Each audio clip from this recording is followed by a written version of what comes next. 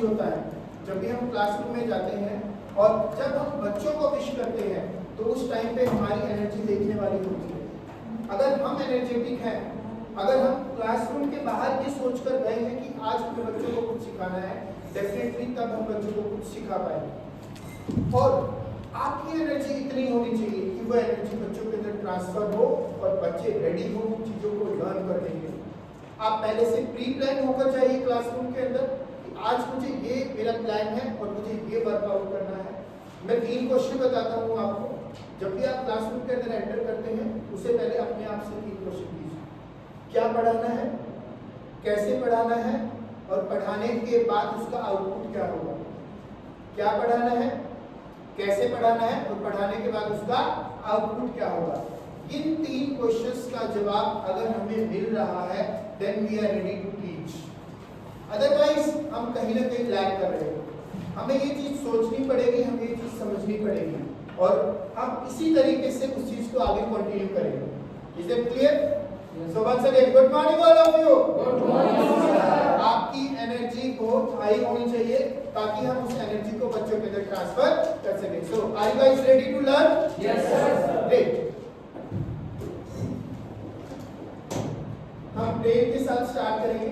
जैसे हमारा दिन की शुरुआत होती है बच्चों के लिए, हम असेंबली के अंदर बहुत सारी चीजें एक्टिविटीज हम बच्चों के लिए प्लान करते हैं और इसी तरीके से आज हम हमारे सेशन की शुरुआत करेंगे हमारी प्रे के साथ। So ma'am is there anything is going to handle for this?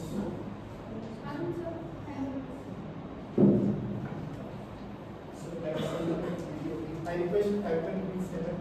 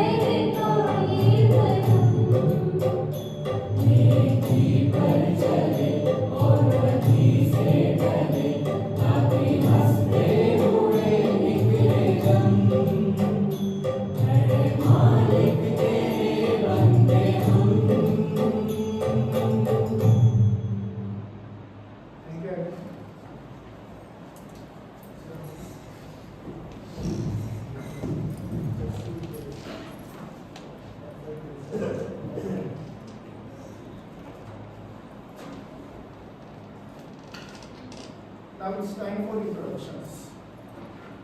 हम सभी को अपना इंट्रोडक्शन देना है, इसमें आप अपना नेम बताएंगे, आपका जो भी एजुकेशन है वो बताएंगे, और साथ ही साथ आप एक अपना एडजेक्टिव बताएंगे।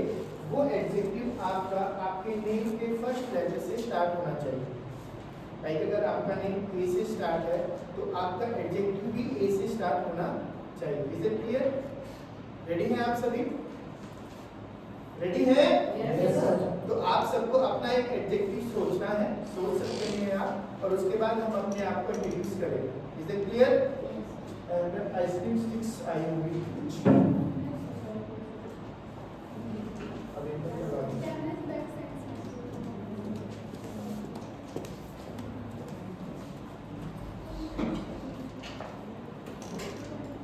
तब तक मैं आपको एक छोटी सी वीडियो दिखाता हूँ। आई होप आप सबने वो वीडियो देखी है, और उस वीडियो में ऐसा क्या छुपा हुआ है वो चीज़ हम देखने वाले हैं, और हम फील करने वाले हैं कि रियलिटी में हम लोग वो काम कर रहे हैं जो उस बच्चे के टीचर ने किया है। एक बार प्लीज देखना चाहिए।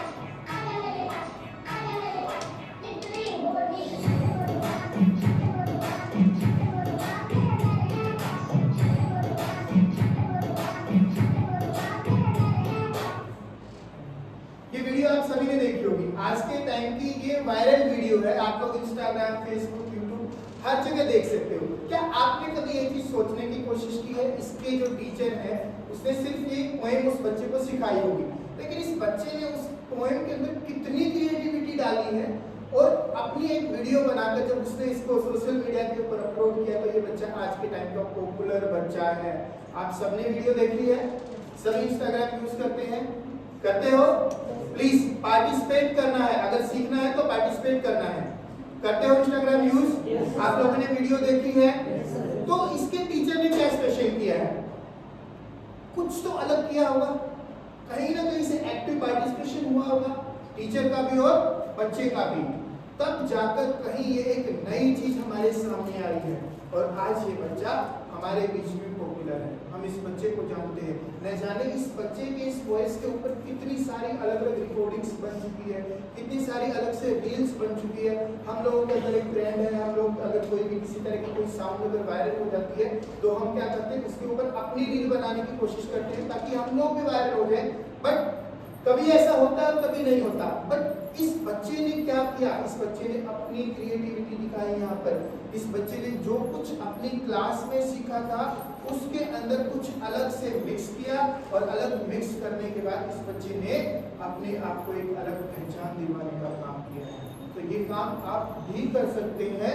हर एक टीचर को ये काम करना है कि हम अपने आप को ज्यादा अट्रैक्टिव बनाए और ज्यादा क्रिएटिव बनाए वहां पर, ताकि बच्चे ज्यादा से ज्यादा उन चीजों को गेन कर सके, वहां से ज्यादा चीजें सीख सके। Sir ice cream sticks, ice cream sticks आएंगे भी आपके पास, सभी के पास। आपको आपका एडजेक्टिव और आपका नेम उस आइसक्रीम स्टिक्स के ऊपर लिखना है। क्लियर? पेन, पेंसिल, स्केच जो भी आपके पास है, अब अपना नेम और एडजेक्टिव वो आप पेंसिल से इसके ऊपर लिख सकते हैं।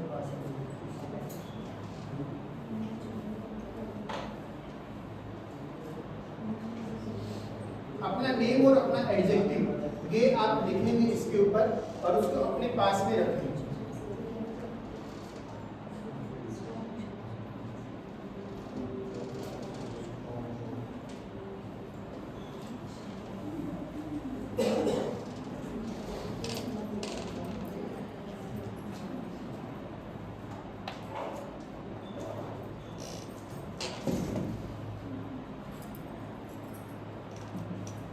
Everyone please write down your adjective and your name.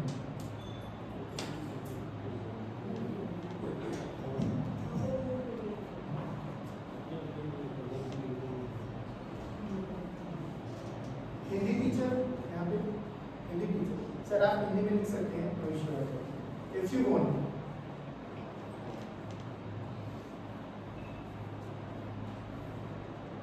वो क्वालिटी आपके अंदर दिखनी चाहिए, जो एडजेक्टिव आप लिख रहे हैं वो क्वालिटी आपके अंदर दिखनी चाहिए। I think done? Yes, sir. So can we start introductions and can I start from you?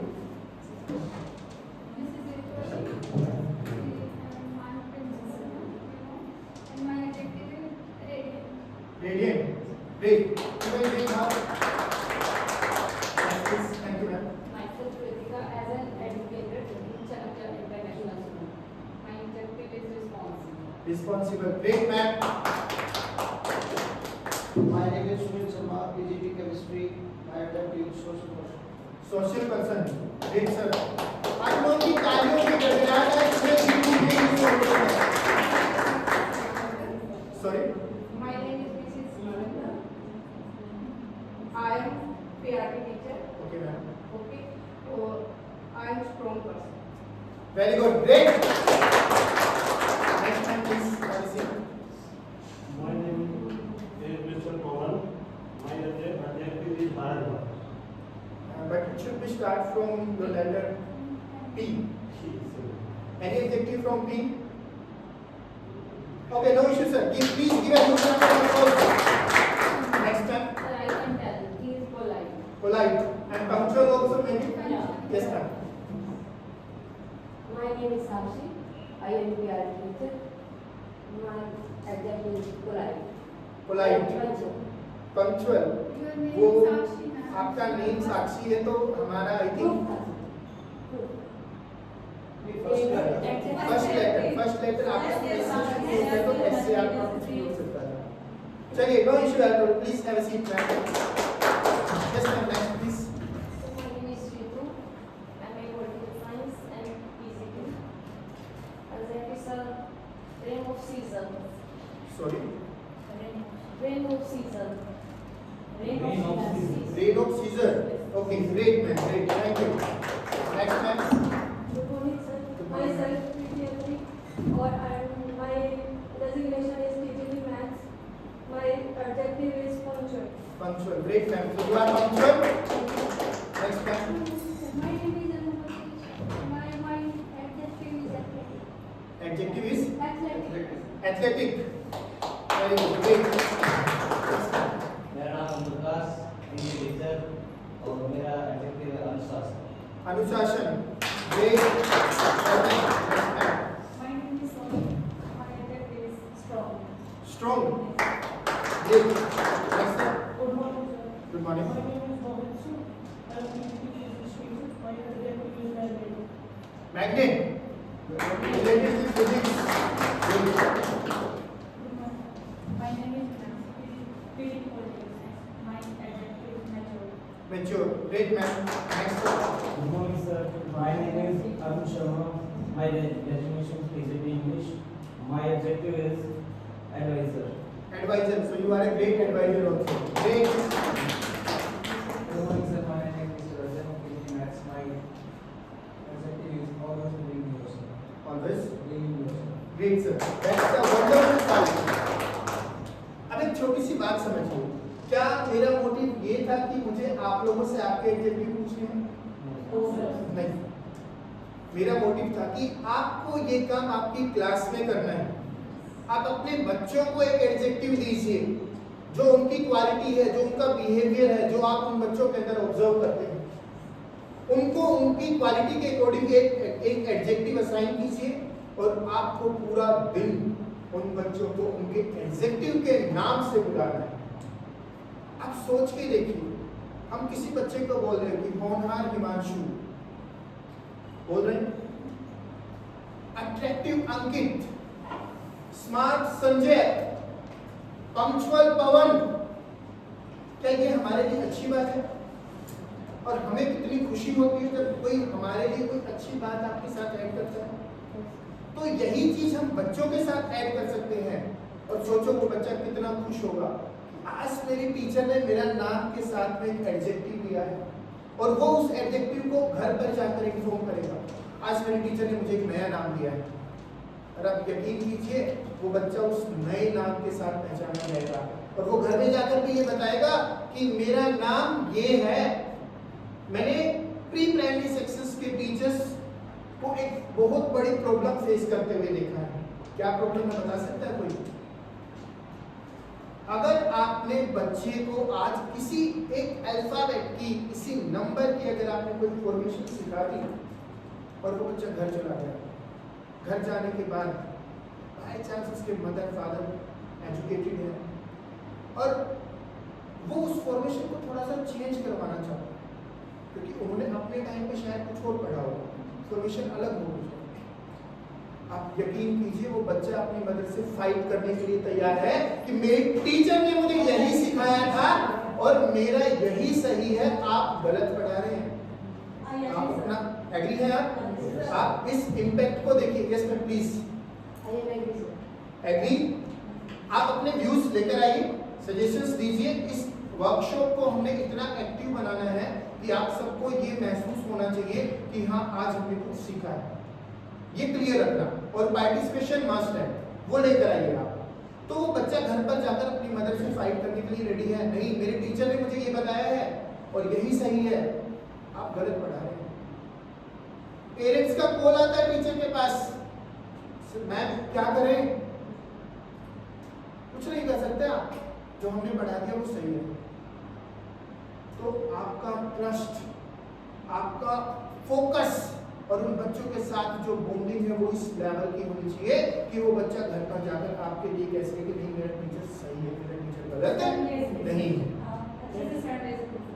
करते हैं तो वो चीज है और वो लेवल आपको बनाना पड़ेगा। वो लेवल बनेगा कैसे? इस पूरी वर्कशॉप के दौरान हम ये चीज सीखने वाले हैं और हमने हमारे क्लासरूम को किस तरीके से इंजॉयबल बनाना है, किस तरीके से हमने उसको अट्रैक्टिव और एक्टिव बनाना है कि बच्चा घर जाकर एक चीज बोल सके कि आज मेरे टीचर ने मुझे ये नई चीज सिखाई। एक चीज समझ लीजिए, अगर घर जाकर बच्चा अपने पेरेंट्स को ये नहीं बता रहा ना कि आज मेरे स्कूल में क्या हुआ, इसका मतलब हम कहीं ना कहीं लैग कर रहे हैं, हम कहीं ना कहीं लैग कर रहे हैं। मैं ये नहीं कह रहा कि बहुत बड़ी कमी है, बट कहीं ना कहीं कोई चीज ऐसी है जहां हम लैग कर रहे हैं। पेरेंट्स को अपने कॉन्फिडेंस में लेना शुरू कर दीजिए। सबसे बड़ी बात, अगर आपका पेरेंट्स आपके कॉन्फिडेंस में है, आप कभी जिंदगी में हार नहीं कर सकते। आप बेशक उस बच्चे को 2 स्लैप लगा देना, वो बच्चा घर पर जाकर ये नहीं बताएगा कि मेरे टीचर ने मेरे को, अगर आपके साथ में पेरेंट्स कॉन्फिडेंस में है। होता है एक बच्चों को मतलब ऐसे बुक से आते हैं फिनिश करती हूँ ना तो करते हैं तो मेरी मैडम तो बहुत प्यार करती है। और आप सोचिए कि वो बच्चे ने, प्लीज मैम बैठ जाइए, आप सोचिए कि जब उस बच्चे ने आपके लिए घर पर जाकर वो चीज बताई है तो पेरेंट्स वो चीज स्कूल में आकर डिस्कस करते हैं, डेफिनेटली आकर डिस्कस करते हैं आपके मैनेजमेंट के साथ, आपके प्रिंसिपल के साथ। तो आप सोचिए कि आपका इफेक्ट क्या है उस बच्चे के ऊपर और आपका इफेक्ट क्या है स्कूल में। तो ये चीज हमने बनानी है, ये चीज हमने क्रिएट करनी है। So ready, can I start? So introduction is over और ये अपनी जो आइसक्रीम स्टिक्स है प्लीज आप अपने पास रखिए, ये आपके लिए अटेंडेंस स्लिप का भी काम करेगी, इसको संभाल के रखना है, इससे आगे हम बहुत सारी एक्टिविटीज कर पाएंगे। ये कुछ एडजेक्टिव हैं, अगर आप चाहें तो इनको देख सकते हैं, आप फोटो भी ले सकते हैं अगर चाहें तो, ताकि इन फ्यूचर अगर आपको काम में अगर चाहिए है तो आप उसको देख सकते हैं। Take photo.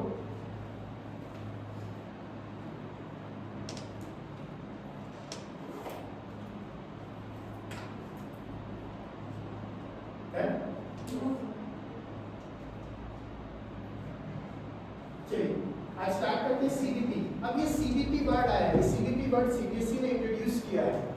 अब है क्या ये सीबीपी? हर जगह सिर्फ एक ही वर्ड सुनाई दे रहा है आज के टाइम पे, सीबीपी सीबीपी सीबीपी। है क्या? कैपेसिटी बिल्डिंग प्रोग्राम है, एक सिस्टमेटिक प्रोसेस होता है जिसमें हम लोग नई नई स्ट्रेटजी सीखते हैं, नए नए प्लान्स बनाते हैं किसी भी ऑर्गेनाइजेशन के लिए, पीपल्स के लिए, कम्युनिटीज के लिए, ताकि वो अपनी ग्रोथ कर सके, ताकि वो अपनी डेवलपमेंट कर सके। और इसको लेकर बहुत सारी चीजें हमारे सामने आई कि हम इसको करें कैसे। तो सीबीएसई ने ट्रेनर्स बनाए और वो ट्रेनर्स जाकर टीचर्स को ट्रेन कर रहे हैं ताकि हम ज्यादा से ज्यादा चीजें बच्चों को दे सके और बच्चों को ज्यादा से ज्यादा चीजें सिखा सके। So CBP is capacity building programme, एक प्रोसेस है आपकी स्किल्स को, आपकी नॉलेज को, आपकी एबिलिटीज को इंप्रूव करने का। एक वर्ड में बताता हूँ आपको, एटीट्यूड एक वर्ड आप लोगों ने सुना होगा, कोई बता सकता है इसका मीनिंग? एटीट्यूड का मीनिंग क्या होता है? Inner behaviour, very good ma'am. और कुछ कोई एटीट्यूड का मतलब? एटीट्यूड एक पॉजिटिव वर्ड है या नेगेटिव वर्ड है? डिपेंड, यस, डिपेंड करता है हमारे ऊपर कि हम उस वर्ड को किस तरीके से ले रहे हैं, किस तरीके से बिहेव कर रहे हैं, वो भी हमारे एटीट्यूड के ऊपर डिपेंड करता है। अब कोई भी सिचुएशन आपके सामने हो सकती है, उसको लेकर आपका एटीट्यूड क्या है। अब यहाँ पर एटीट्यूड का मतलब है आपका नजरिया क्या है, आप उस पर्टिकुलर सिचुएशन को लेकर क्या सोचते हैं, आपकी थिंकिंग क्या है, आप उसको हैंडल कैसे करने वाले हैं, ये एटीट्यूड है यहाँ पर। दूसरा जो एटीट्यूड जो नेगेटिव सेंस में यूज किया जाता है वो एटीट्यूड आप सबको पता है, लाइक वो मेरे से बात नहीं कर रहा, वो मुझसे बात नहीं कर रही, दैट्स ऑल। ये हम सब चीजें अपने एनवायरनमेंट में इस चीजें फेस करते हैं, सोसाइटी के अंदर ये सारी की सारी चीजें आपको देखने को मिलती है। तो हमने इस एटीट्यूड वर्ड को हमेशा पॉजिटिव सेंस में ही रखना है, पॉजिटिव सेंस में ही लेना है। कोई भी कंडीशन आती है आपके सामने, आप पहले शांत रहकर उस कंडीशन के बारे में सोचिए और हमेशा उसके रिजल्ट की तरफ जाइए, हमेशा उसके सॉल्यूशन की तरफ जाइए। कभी भी ये मत सोचिए कि मेरे सामने ये प्रॉब्लम है, उसका सॉल्यूशन क्या है, उस चीज़ की तरफ जाइए, उस चीज़ को फाइंड आउट कीजिए। अगर आप सॉल्यूशन की तरफ जाएंगे तो आपको सॉल्यूशन मिलेगा, अगर आप प्रॉब्लम की तरफ सोचेंगे तो आपको प्रॉब्लम ही मिलेगी और आपके पास वो प्रॉब्लम ही रह जाएगी। ये पावर ऑफ मैनिफेस्टेशन होती है, पावर ऑफ इमेजिनेशन होती है, उसके बारे में हम आगे डिस्कस करेंगे। केमिस्ट्री बिल्डिंग प्रोग्राम किस तरीके से है? सबसे पहले हम ट्रेनिंग देते हैं, या ट्रेनिंग लेते हैं, हम कुछ न कुछ लर्न करते हैं, हम नई चीजें सीखते हैं, उससे हमारी नॉलेज इंप्रूव होती है और हमारी स्किल्स बढ़ेगी।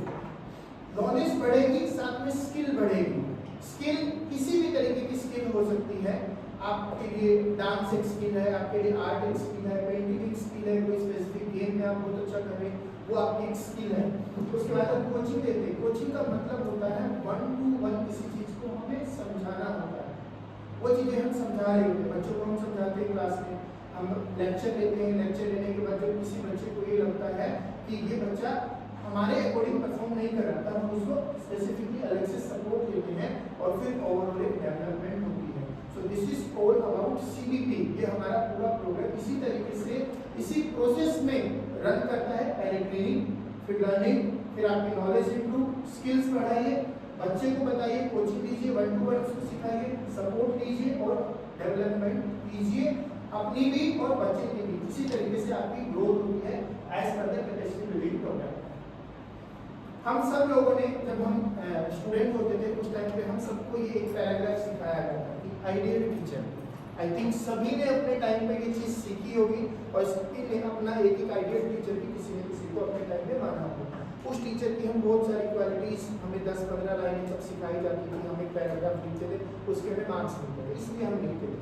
बट आज हम एज ए टीचर जब काम कर रहे हैं तो उस टाइम पे हम क्या चाहते हैं अपने बच्चों से, बच्चा हमसे क्या चाहता है, वो चीज़ें हमें सोचने की रिक्वायरमेंट है। तो आप एज ए टीचर क्या क्या क्वालिटीज चाहते हैं कि किसी आइडियल टीचर में होनी चाहिए?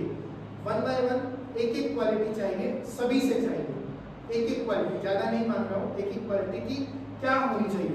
Ma'am starting from miss Anu.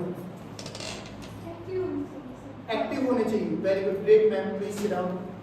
Obedient होने चाहिए, ओबीडिएंट होने चाहिए, ग्रेट।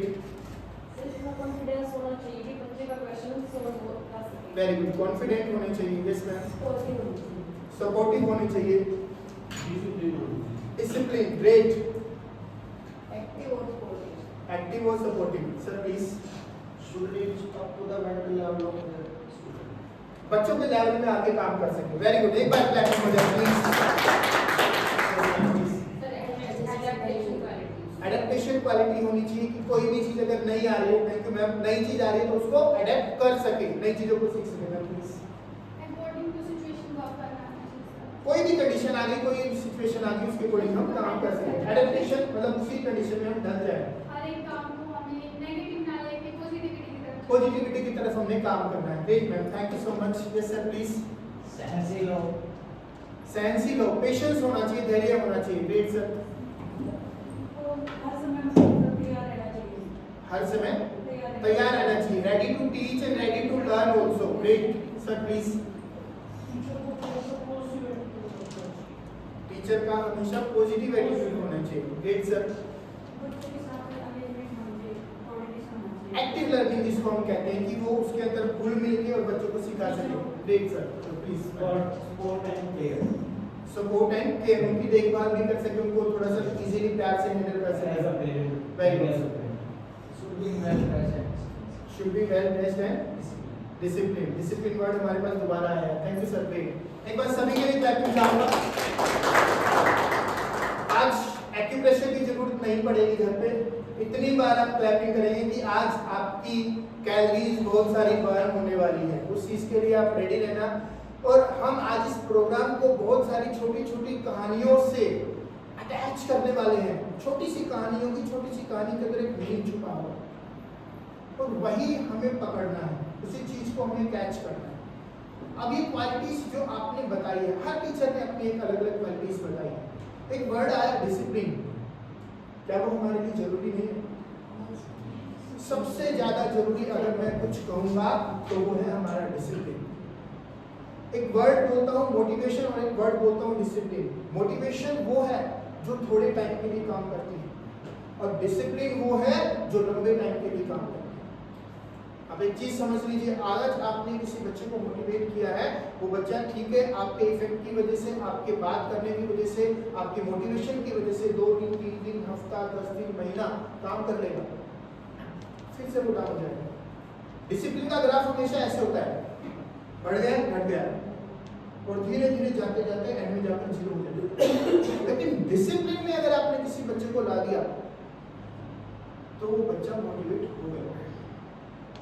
वो उस बच्चे ने अगर अपनी एक हैबिट बना दी काम करने की तो समझिए आपका काम हो गया। तो सबसे पहले हमें वो क्वालिटीज अपने अंदर इनबिल्ट करनी है, उसके बाद हम उस क्वालिटीज को किसी दूसरे के अंदर लेकर आए। एक छोटी सी कहानी सुना दो, तालियां चाहूंगा बिल्कुल। हर कहानी पे ताली बजेगी, ये ध्यान रखें। तो एक बार एक मदर अपने बच्चे को लेकर किसी साधु महात्मा के पास चली जाती है और जाकर बोलती है कि बाबा जी मेरा बच्चा गुड़ बहुत खाता है। गुड़ समझते हो सब? प्लीज कुछ समाधान कीजिए। तो बाबा जी ने कहा कि बच्चा आप कल आओ। तो ठीक है, माँ है अपने बेटे की चिंता करेगी। अगले दिन फिर पहुंच गई, जाकर बोला बाबा जी मेरा बच्चा गुड़। बाबा जी ने कहा बेटा आज से गुड़ मत खाना। वो लेडी हैरान कि बाबा जी अगर आपको यही बात बोली थी आप कल बोल देते। तो मेरे बेटा कल तो मैंने खुद में गुड़ खाया हुआ था। तो समझिए उस चीज को कि जब तक हम वो क्वालिटी नहीं करेंगे तब तक हम किसी दूसरे को नहीं बोल सकते। हर स्कूल का एक ड्रेस कोड होता है। अगर हम एज ए स्टाफ मेंबर अगर यूनिफॉर्म में नहीं आ रहे हैं, क्या हमारा राइट बनता है किसी बच्चे को बोलने का? स्कूल्स के अंदर ड्रेस कोड क्यों लगाया गया? इक्वालिटी के लिए, डिसिप्लिन के लिए, और बच्चों को ये लगे कि जब मेरा टीचर यूनिफॉर्म में आ रहा है तो मुझे यूनिफॉर्म में आना है। उसको ये महसूस ना हो कि मेरे ऊपर कंपल्सन है, मेरे को प्रेशराइज किया, यही कपड़े पहनने हैं भाई और कुछ नहीं पहनना। इसीलिए हमने ड्रेस को डिसाइड किया और इसीलिए जब हम खुद के ऊपर काम करते हैं तो हमारे अंदर तो इम्प्रूवमेंट आता ही आता है, साथ ही साथ बच्चा आपसे सीखता है। You are the role model. आप एक बच्चे के लिए इंस्पिरेशन है, आप एक बच्चे के लिए उसके रोल मॉडल है। अगर आप जो कुछ क्लास में कर रहे हैं एक बच्चा आपको कॉपी करेगा। ये याद रख लेना, एक बच्चा आपको कॉपी करेगा। स्पेशली अगर मैं बात करूं प्री प्राइमरी क्लासेस। अगर आप खड़े होकर खाना खा रहे हैं ना तो देखना एक वीक बाद बच्चे खड़े होकर खाना शुरू कर देंगे आपके पास, ये मैं गारंटी देती हूँ। क्योंकि वो देख रहे हैं, उसको ये पता है कि ये मेरे से बड़ा है, ये जो कर रहा है ये सही कर रहा होगा, ये गलत नहीं कर सकता। उसके दिमाग में भी ये, क्योंकि उसकी खुद की मेंटल डेवलपमेंट अभी नहीं है। उसको तो वही चीज जो दिख रहा है वो सीख रहा है, वो दिख रहा है वो सीख रहा है, उसको सिर्फ देख के सीख रहा है, कैच कर रहा है, सिर्फ उसको कैच करना है, वही चीज हो रही है। तो हमें प्री प्राइमरी और प्राइमरी क्लास में जितने भी टीचर्स हैं हमें ये चीज़ देखनी है कि हमें वो एटमॉस्फेयर क्रिएट करना है क्लासरूम के अंदर जो हम अपने बच्चों के लिए चाहते हैं। अब आपका बच्चा जहाँ भी जिस भी स्कूल में पढ़ता है, क्या आप ये चाहते हैं एज ए पेरेंट्स कि मेरा बच्चा घर पर आकर लोकल लैंग्वेज में बात करे, मेरा बच्चा घर पर आकर मुझे एब्यूजिव लैंग्वेज यूज करे या मेरी बात नहीं माने? क्या आप चाहते हैं? अगर आप नहीं चाहते तो हमें पहले वो चीज़ हमारे अंदर इन्वेट करके हमारी क्लासरूम तक पहुँचाना है। अगर वो हम अपनी क्लासरूम तक अगर पहुँचा देंगे तो समझना आपने आधा काम कर दिया, क्योंकि आपकी खुद की हैबिट बन गई है और आपकी हैबिट बन गई है तो आपका काम हो गया। सॉरी, एक छोटी सी चीज बताता हूँ आपको। किसी भी हैबिट को बनाने के लिए, ये साइंटिफिकली प्रूव है, किसी भी हैबिट को बनाने के लिए टोटल नंबर ऑफ टाइम जो लगता है वो लगते हैं 21 दिन। कितने दिन? 21 डेज। बट वो 21 डेज में ये नहीं कि आज तो संडे आ गया चलो सोते हैं, नहीं चाहिए जी। अगर 6 बजे उठने की हैबिट है तो 6 बजे उठना पड़ेगा।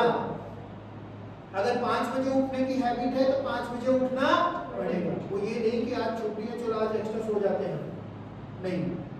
2 दिन की छुट्टी है चलो भाई आराम से सोएंगे, सुबह उठेंगे मस्त 10-11 बजे नाश्ता वास्ता करके फिर सो जाएंगे। ये सर प्लीज सर अगर हमारा तो सब कोई भी हैबिट ये करना चाहते हैं, अगर एक दिन का ब्रेक आता है तो 1 से स्टार्ट, बिल्कुल डे 1 से स्टार्ट करना पड़ेगा, बिल्कुल डे 1। तभी मैं एक ही चीज बोलता हूँ, 21 दिन रेगुलर, लगातार 21 दिन अगर आपने कोई काम कर लिया, मैं कहता हूँ कि 22वें दिन आपको उसके लिए जरूरत नहीं पड़ेगी किसी भी तरीके की अलार्म की या किसी भी तरीके की इंस्ट्रक्शंस।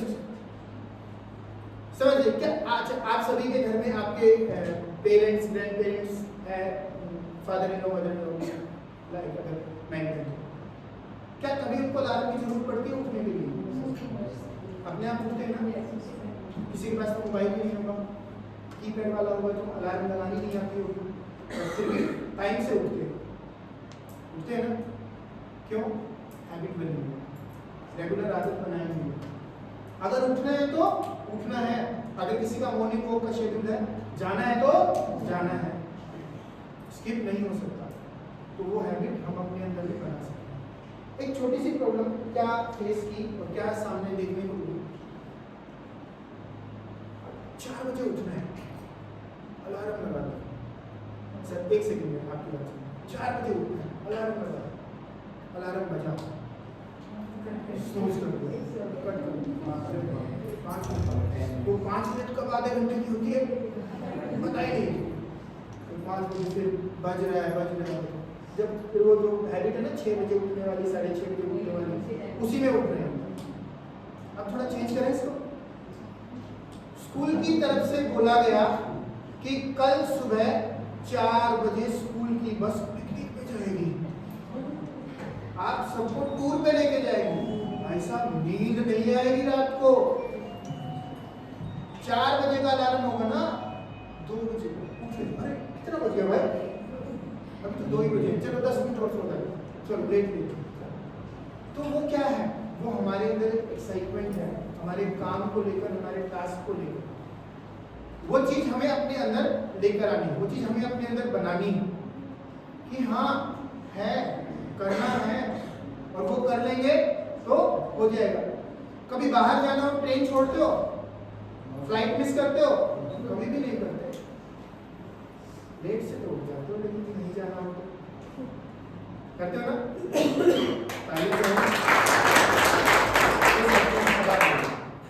सर हम जैसे हम कुछ अलग करने का सोचते तो हम हमारे माइंड को सबकॉन्शियस को ये बोल देते हैं कि हमें ये कल करना, तो हमें ऑटोमेटिकली वो अवेयर कर देता है, उठा देता है, जाने के लिए एक्साइटेड कर देता है। सेंसेशन सिस्टम काम करता है। अब मैं आपको उस चीज के ऊपर काम बताऊंगा, बिल्कुल आपके क्वेश्चंस को मैं आगे लेकर जाऊंगा। मैं आपको एक चीज बता रहा हूँ आज, एक एक्टिविटी जो मैंने बाद में करवानी थी वो एक्टिविटी मैं अभी करवा रहा हूँ। क्लियर? आपके पास जो भी नोटबुक, पेन वगैरह है, कुछ भी है, 2-2 पेन या पेंसिल है, किसी के पास डबल है तो डबल निकाल लीजिए प्लीज। नहीं, पेन ही चाहिए सर, पेन और पेंसिल अगर अवेलेबल हो तो प्लीज अवेलेबल करवा लीजिए। डबल चाहिए। फिर मैं आप लोगों को एक चीज बताता हूँ कि किस तरीके से हमारा ब्रेन वर्क करता है। एक बार सभी के साथ में करेंगे, मार्कर यूज कर सकते हो, कोई इशू नहीं, बट 2 होने चाहिए। एक साथ, ठीक है। तब तक half of the activity perform करें। आप लोग लेफ्टी है या राइट है? जो राइट हैंड यूज करते हैं, जिसका डोमिनेटिंग हैंड राइट है, प्लीज अपना हाथ ऊपर करो।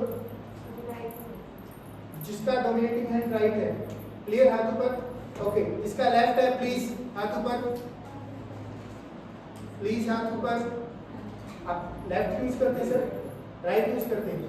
आप लेफ्ट यूज करते हैं सर, ओके ग्रेट। एक अकेले सिंगल आते हैं जो लेफ्ट यूज करते हैं, ओके। एक बार सर के लिए क्लैप कीजिए। अब करना क्या है आप लोगों को? Sir, clapping for right hands also. एक बार वैसे अगर ओवरऑल वर्ल्ड में बात की जाए तो बहुत कम लोग हैं जो लेफ्ट हैंडर्स हैं, ठीक है। राइट हैंडर्स हम कॉमन हैं और जो लेफ्ट हैंडर्स है वो बहुत कम है। अच्छा, एक चीज नोटिस की है तो रख दीजिए प्लीज। आपने एक चीज नोटिस की है, जिसका डोमिनेटिंग हैंड राइट है उसके राइट हैंड में स्ट्रेंथ होती है, और जिसका लेफ्ट होता है उसके लेफ्ट हैंड में स्ट्रेंथ होती है ना। भगवान ने जब पैदा किया था डिसाइड करके भेजा था, हमने बनाया ना, हमने प्रैक्टिस की राइट की और लेफ्ट की, तो फिर भी कभी किसी के इस हाथ में स्ट्रेंथ और किसी के इस हाथ में स्ट्रेंथ हो गई। डबलिंग पेन हो गई आपके पास, सबके पास, डन, ओके। कोई बात नहीं, जिसके पास अगर नहीं है आराम से बैठ सकते। आप पहले अपने राइट हैंड से जो भी आप यूज करते हैं, सर आप लेफ्ट यूज करेंगे, जो भी आप अपना हैंड यूज करते हैं उससे अपना नाम और सिग्नेचर, कोई भी, या तो नाम लिख दो या सिग्नेचर लिख दो अपनी कॉपी पे या नोटबुक पे, जो भी आपके पास है। सॉरी, जो भी आपका डोमिनेटिंग है, राइट है तो राइट, लेफ्ट है तो लेफ्ट कर दिया। जिसका राइट है वो राइट से कर दो, जिसका लेफ्ट है वो लेफ्ट से कर दो, क्लियर, डन। अब हैंड चेंज कर दो, लेफ्ट वाले राइट में जाएंगे और राइट वाले लेफ्ट में जाएंगे। फिर से वही काम करना है। आपने जो नाम किया है तो नाम, साइन किया है तो साइन कर दीजिए प्लीज। जैसा भी बन रहा है, सोचने की जरूरत नहीं है, जैसा भी बन रहा है बनने दो। I think done.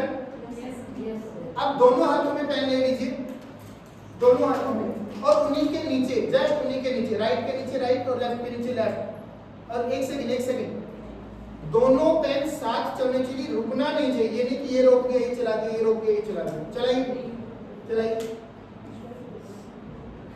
दोनों पेन एक साथ चलने चाहिए प्लीज।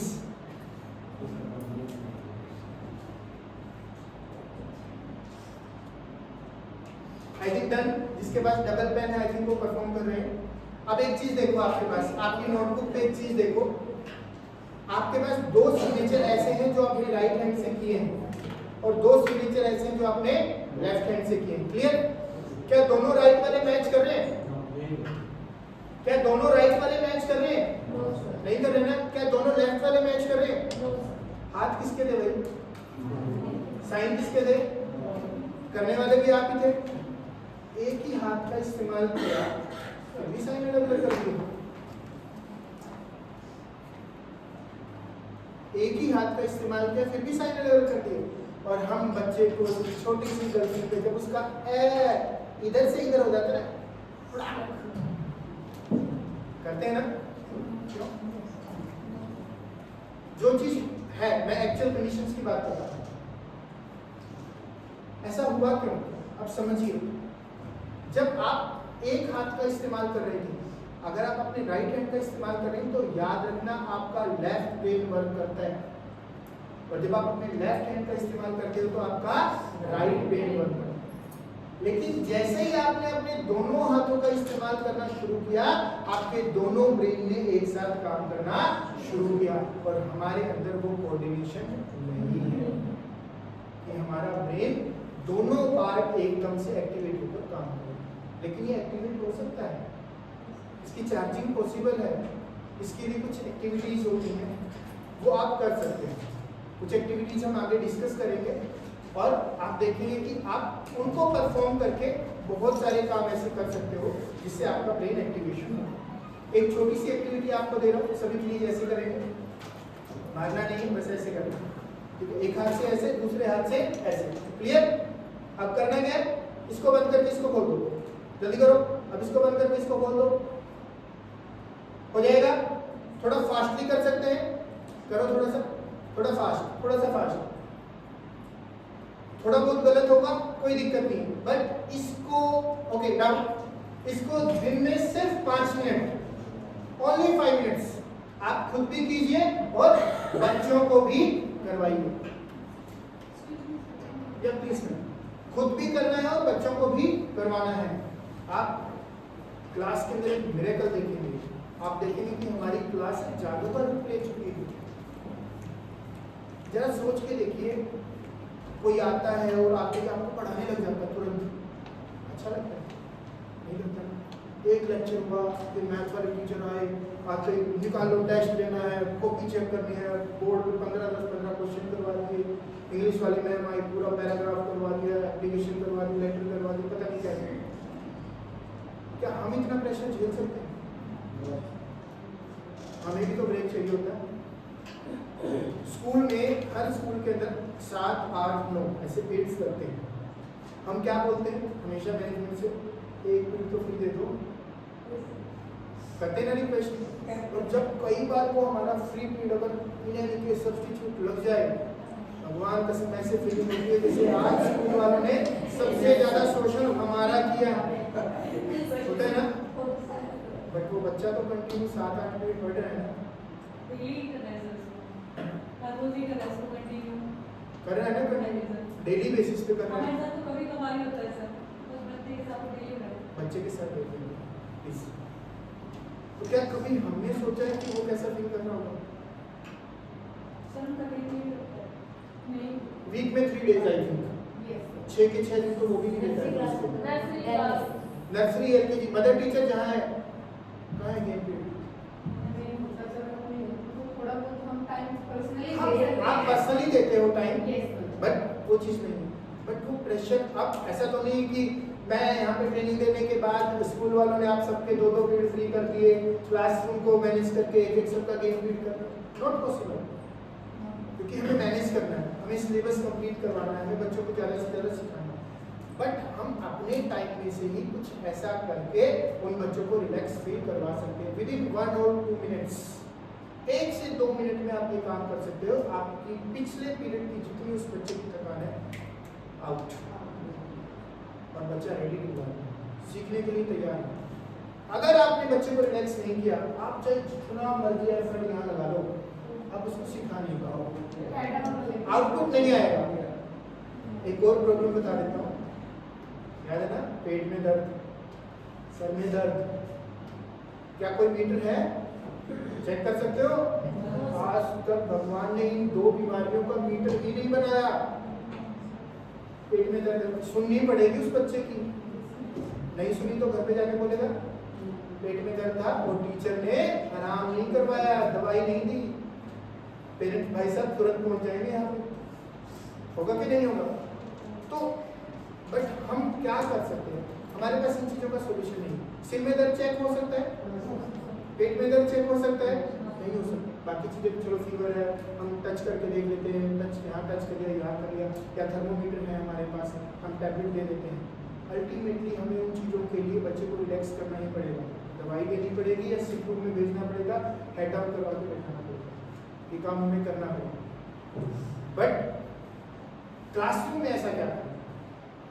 क्लासरूम में भी तो उसको रिलैक्स करवाना है ना, ताकि उसकी प्रॉब्लम्स ही ना आए बाहर, वो ये बहाने ही ना बनाए कि मेरा पेट में दर्द है, मेरे सर में दर्द।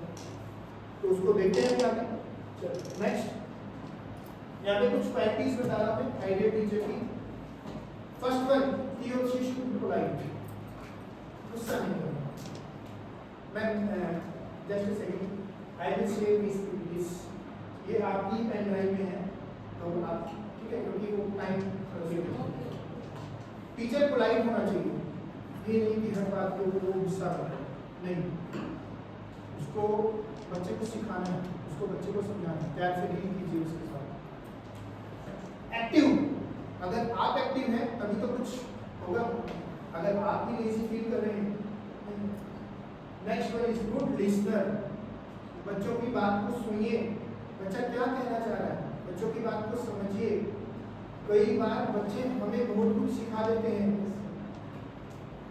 मैं मेरा इंसिडेंट बताता हूँ। इससे पहले मैं जहाँ काम कर रहा था, एक बार एक छोटी सी बच्ची आती है मेरे पास, क्लास LKG में थी उस टाइम पे, और उनकी टीचर ने मात्राएं सिखा रही थी, नहीं सॉरी UKG में थी वो बच्ची, और उनकी टीचर उनको मात्राएं सिखा रही थी, छोटी ही और बड़ी। टीचर ने फुल एफर्ट लगा रखा है कि छोटी की मात्रा आगे आएगी, पीछे आएगी, आगे आएगी, पूरा।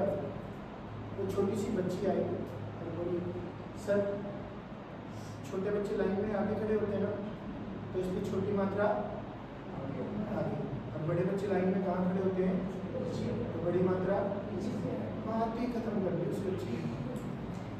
सोच के देखो, क्या हम ये ट्रिक दे सकते हैं बच्चों को, सिखा सकते हैं बच्चों को? तो समझिए, हमें बच्चों की बात को सुनना है, ये नहीं कि चल हट साइड हो, नहीं, कोई बात आने दो, थोड़ा टाइम लगेगा। आप जो आपकी क्लास का एटमॉस्फेयर बनाने में ज़्यादा नहीं, सिर्फ 21 दिन लगने वाले हैं। आप 21 दिन में जो आप चाहते हो वैसा एटमॉस्फेयर आपकी क्लास के अंदर क्रिएट हो सकता है। मदर टीचर के पास तो 220 दिन होते हैं, वो भी पूरे टाइम में। बाकी जो क्लास लेने टीचर जाते हैं वो तो चेंज होते रहते हैं, वो भी अगर 21 दिन लगातार अगर काम करें तो आप अपने पर्टिकुलर सब्जेक्ट के लिए अपनी पर्टिकुलर क्लास को अरेंज कर सकते हो, बट आपको रेगुलर करना पड़ेगा 21 दिन। आप सोचते हैं सर संडे को कैसे करेंगे? काम कीजिए, वो काम कीजिए जो आप चाहते हो क्लासरूम में। कोई स्टोरी लिखने को दे दीजिए जिससे बच्चा कुछ मॉरल वैल्यूज लेकर आए, कुछ सीख कर आए। एडेप्टिव, नई नई चीज़ों को एडेप्ट कर सके, जैसा कि आप सबने बताया था, न्यू टेक्नोलॉजी अगर कोई आई है तो उसको हमें सीखना है। जैसे सबसे बड़ा एग्जाम्पल कोविड के टाइम का देना चाहूँगा। ऑनलाइन एजुकेशन से हम सब अनअवेयर थे, हमें पता ही नहीं था कि ऑनलाइन एजुकेशन क्या देते हैं, कैसे पढ़ाते हैं बच्चों को, कैसे होमवर्क देते हैं, बट फिर भी हम लोगों ने सीखा, क्योंकि हमें बच्चों को सिखाना है। तो एडेप्टिव होना चाहिए, कीन ऑब्जर्वर, लंबी सोच वाला टीचर चाहिए। छोटे टारगेट नहीं, बड़े टारगेट।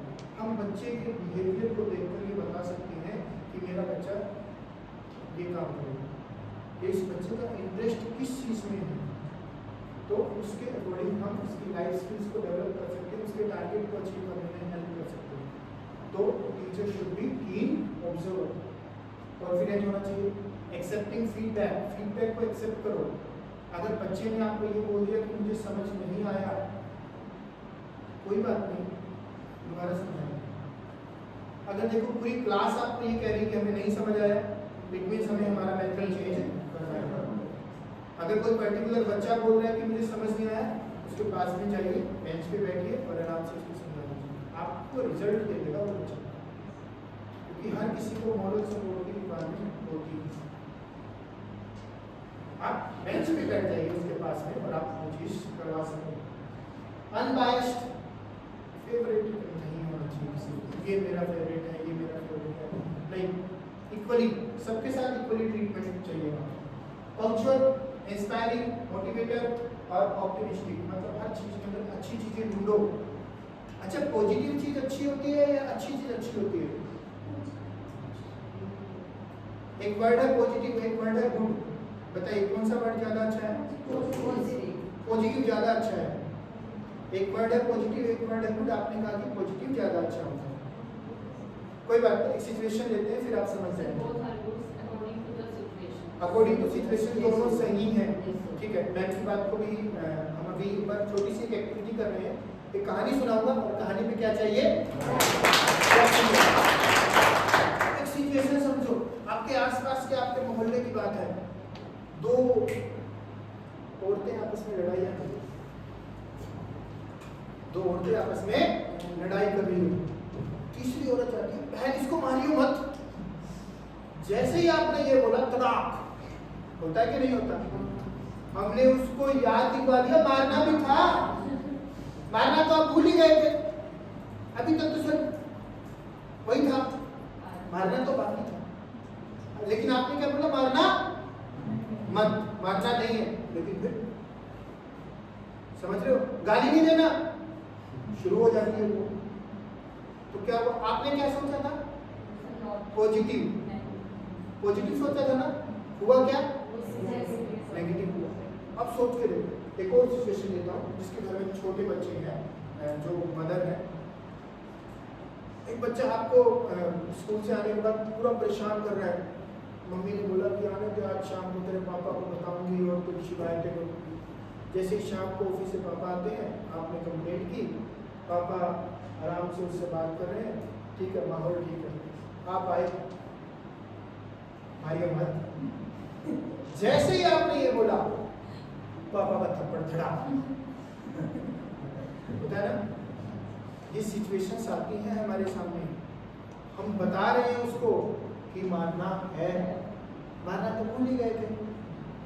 तो इसीलिए पॉजिटिव से ज्यादा अच्छा जो वर्ड है वो है गुड। समझ गए? हर सिचुएशन में हमें अच्छी चीज ढूंढनी है। देखो, अच्छी चीज पॉजिटिव भी होगी और पॉजिटिव चीज अच्छी हो ये गारंटी नहीं। क्लियर? यहाँ पे क्या सोच सकते थे हम, ठीक है, अलग हो जाओ, शांत रहो, अपने अपने घर में जाओ, हो सकता था। आप जो सुनते हो उसके अकॉर्डिंग रिएक्ट करते हो, हम जो सुनते हैं उसके अकॉर्डिंग हम काम करते हैं। तो हमें सिचुएशन जो लेनी है वो अच्छी सिचुएशन लेनी है ताकि सामने वाले का रिस्पॉन्स अच्छा हो। तो इसीलिए आगे से बी पॉजिटिव, ठीक है आप बोलते हैं, बट एक और ऐड कर दीजिए, बी गुड।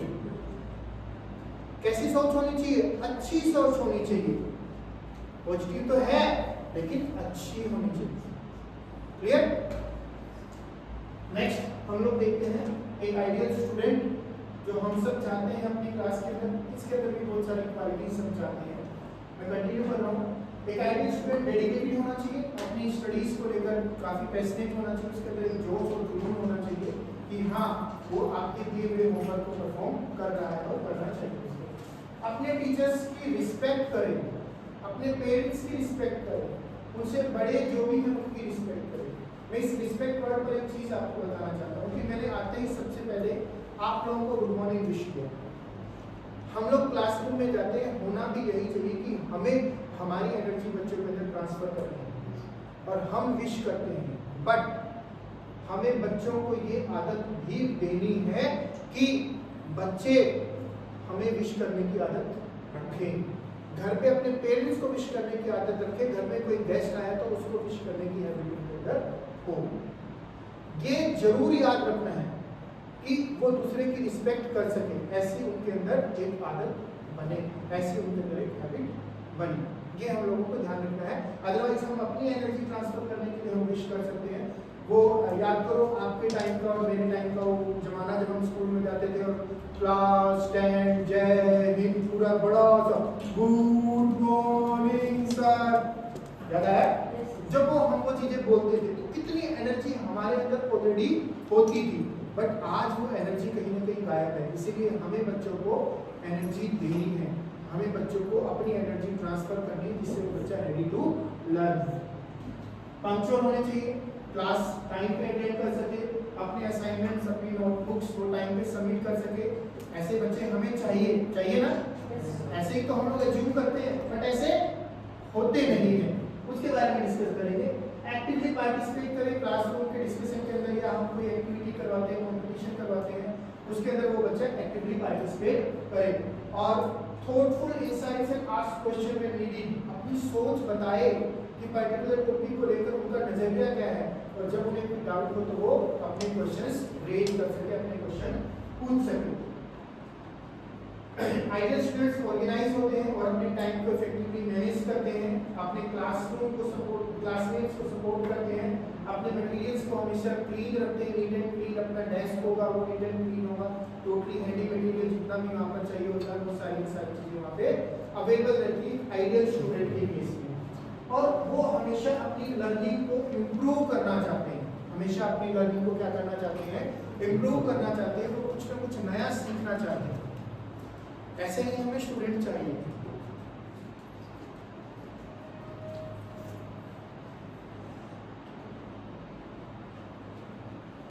ऐसे ही हमें हमारे स्टूडेंट चाहिए और हम हमेशा यही एज्यूम करते हैं कि ये सारी क्वालिटीज़ हमारे बच्चों के अंदर हो, ताकि हम जो बच्चों को सिखा रहे हैं बच्चे हमसे ज़्यादा से ज़्यादा चीज़ों को सीख सकें। क्लियर? एक छोटी सी एक्टिविटी करेंगे। मैम बाहर स्पेस है आपके यहाँ? How much space? थोड़ा सा बस, थोड़ा सा असेंबली एरिया है कुछ नहीं। एक बार वहाँ चलेंगे। अभी एक मिनट रुको, मैं बैलून्स मंगवाई थी। Yeah. बैलून्स और एक बैलून्स और एक टूथपिक वो प्लीज अपने पास लेके और हम बाहर चलने वाले हैं। एक बार खड़े हो जाएंगे।